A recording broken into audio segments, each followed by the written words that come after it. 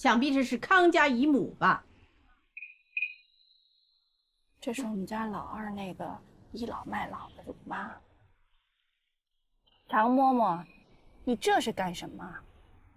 我老婆子倚老卖老，来替我们侯爵夫人道个不是了。实则是夫人身子重，不好经常挪动，想来两位都是长辈，也不是如此不体恤的，非逼着她来相见不可。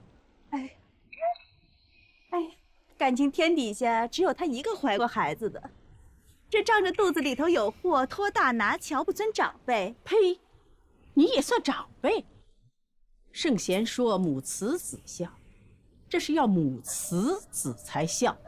你算个什么东西？我们敬着你亲家娘家的人，才叫你一声大娘子，你还真当自己是碟子菜呀？你们康家不过是盛家的连襟，跟咱们顾家打着好几个弯呢。到这儿来冲什么长辈不长辈的？我们家的长辈在这儿坐着呢。常嬷嬷，你是疯了吗？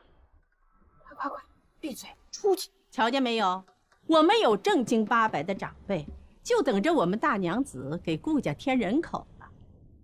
如今里外谁人不知道夫人有着身孕？休说是闺阁朋友，便是亲家祖母和嫡母也不大来打扰侯爵夫人养胎。如今倒好，来了个不知狗头嘴脸的姨母，三天两头的来摆架子充老大。我呸！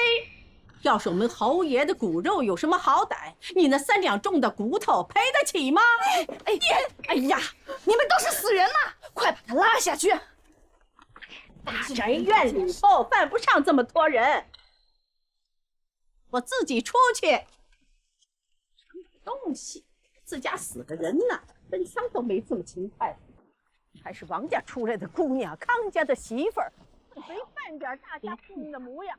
3天2头往这家跑，他是来打秋风的吧？